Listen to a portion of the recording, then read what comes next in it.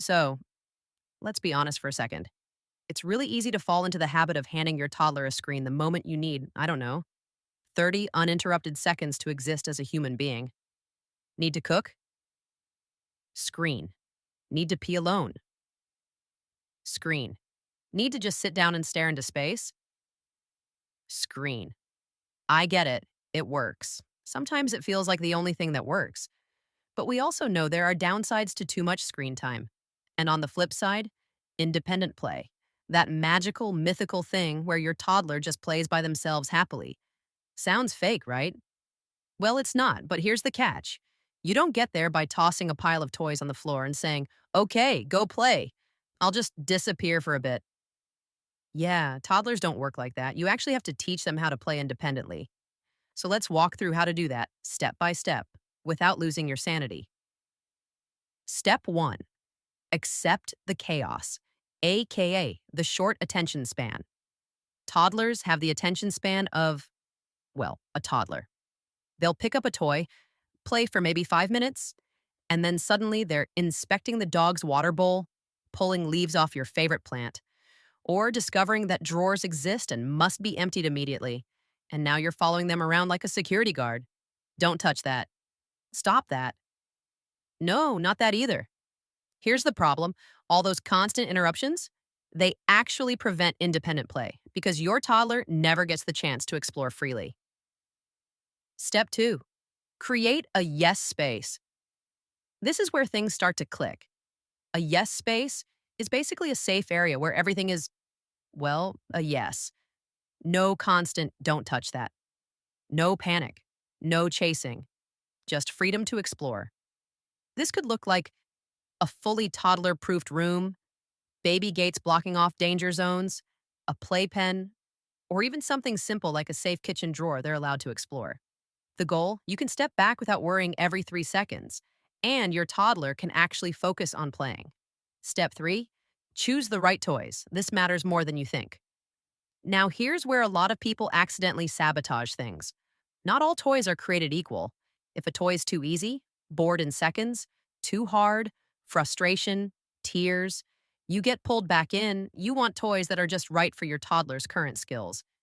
But there's another trap too many toys. If your toddler has 20 options, they'll bounce between them like a pinball. Instead, aim for about 4 toys at a time. And not just 4 random items, 4 types of play. For example, building blocks, pretend food, a puzzle, something sensory. That's it. Fewer toys equals less distraction, equals longer, deeper play. And yes, that means more time for you to drink your coffee while it's still warm. Step four, rotate toys like a sneaky genius. Here's a simple trick that works ridiculously well. Don't leave the same toys out every day. Swap them. Even if the toys aren't new, they'll feel new if your toddler hasn't seen them in a while. Suddenly it's like, oh wow, this thing again, best day ever. And just like that, you've refreshed their interest without buying anything new. Step five. Yeah, you actually have to play first. I know. You're thinking, wait, I thought the goal was for them to play alone? It is. But before they can play independently, they need to know how to play. So you start by playing with them. Show them what the toys can do. Stack blocks into a tower. Pretend to cook with the toy food. Then invite them in. You're basically giving them a starting point. Because staring at a pile of toys with no idea what to do, not fun for anyone. Step six, introduce independent play gently. Once they're engaged, you let them know what's happening. Something like, I'm going to do some work while you play. Now, here's the tricky part. Toddlers don't understand time. 5 minutes means absolutely nothing to them. So you need to show time. Use a kitchen timer, a sand timer, or a visual timer on your phone. Something they can see, for example. When the timer finishes, I'll come back and play with you. Now they have something concrete to hold on to. Step seven, start ridiculously small. This is where most people go wrong. They aim for like 20 minutes right away. Nope. Start with 2 minutes. Yes, 2. You want your toddler to succeed because success builds confidence. then slowly increase. 2 minutes, 3, 5, 7, and so on. You're basically training their attention span like a muscle. Step 8, a quick note on praise.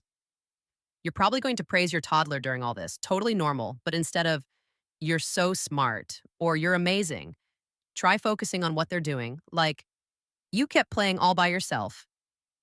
You built a big tower. It sounds small, but it helps build confidence in a much healthier way. Step 9, consistency is everything. This is not a one day transformation, it's repetition, daily practice, routine. And one very important rule, when the timer ends, you come back immediately. No negotiating. Because if you break that trust, your toddler learns, the timer doesn't mean anything, and the whole system falls apart. Final thoughts. This isn't instant. You're not going to follow these steps today and suddenly get a toddler who plays independently for 30 minutes tomorrow. But if you stick with it, if you keep it consistent, if you build it up little by little, you'll start to notice something amazing. Your toddler just playing on their own, no screens, no chaos, just focused, happy play. And you finally get a moment to breathe, and that's it. Simple, practical, and actually doable. Let me know your thoughts in the comments. Be sure to like and subscribe, and as always, see you in the next one.